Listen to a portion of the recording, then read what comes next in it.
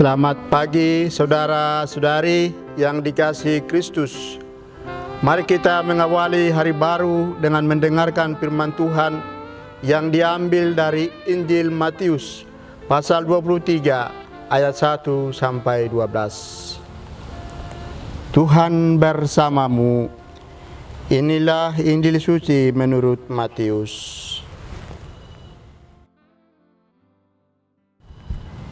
Sekali peristiwa berkatalah Yesus kepada orang banyak dan murid-muridnya, ahli-ahli Taurat dan orang-orang Farisi telah menduduki kursi Musa. Sebab itu turutilah dan lakukanlah segala sesuatu yang mereka ajarkan kepadamu. Tetapi janganlah kamu turuti perbuatan mereka, karena mereka mengajarkan tetapi tidak melakukannya.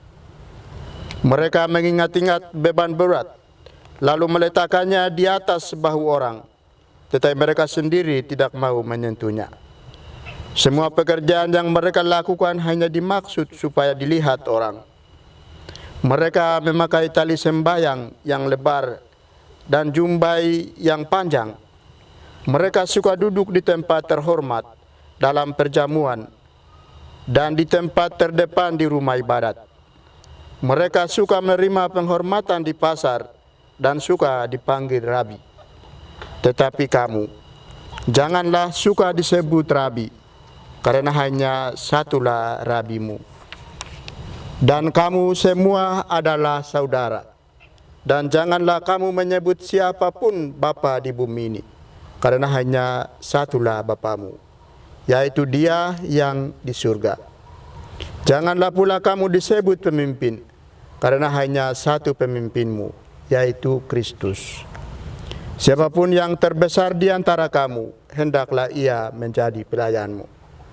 Barang siapa meninggikan diri akan direndahkan, dan barang siapa merendahkan diri akan ditinggikan. Demikianlah sabda Tuhan. Saudara-saudari yang dikasihi Kristus, tema yang akan kita renungkan pada hari ini, kesederhanaan. Saudara, dalam Injil hari ini, Yesus mengingatkan para murid untuk tidak meniru kelakuan para ahli Taurat dan kaum Farisi yang suka akan kehormatan.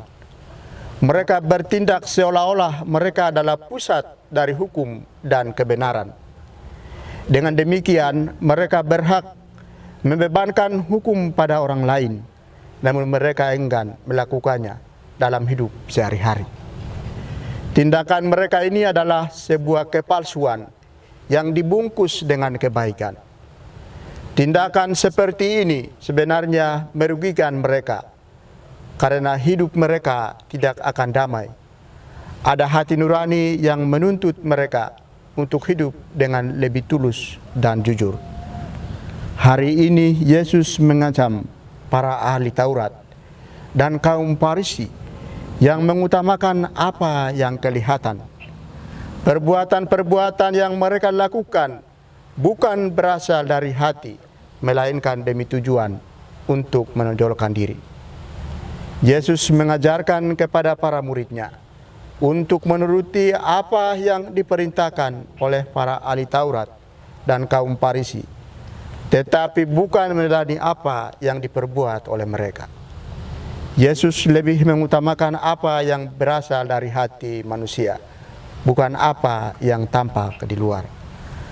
Ada begitu banyak tawaran dalam hidup ini.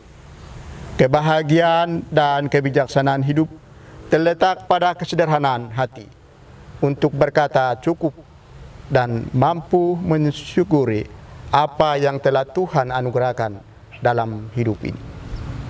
Saudara, sebagai manusia, kita sering tergoda untuk melakukan hal-hal yang besar, sama seperti ahli-ahli Taurat dan kaum Farisi yang ingin mencari penghormatan dari orang lain. Terkadang ada kecenderungan dalam diri kita untuk ingin diperhatikan orang. Kita ingin agar orang lain menganggap kita hebat. Kita enggan melakukan hal-hal kecil atau remeh.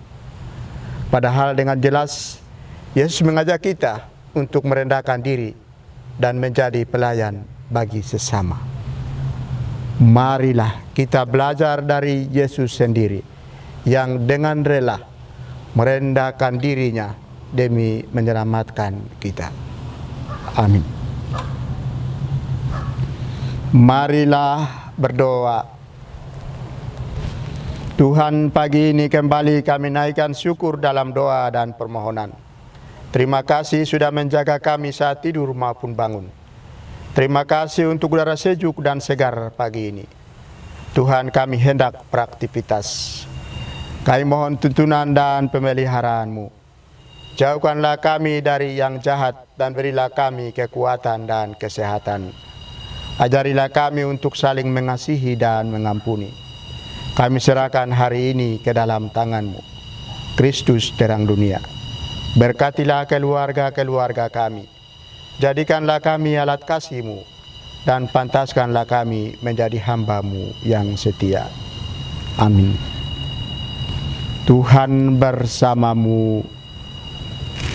Semoga keluarga kita, orang-orang yang kita kasihi dan doakan, seluruh aktivitas kita hari ini dilindungi, dibimbing dan diberkati oleh Allah yang Maha Kuasa dalam nama Bapa dan Putra dan Roh Kudus.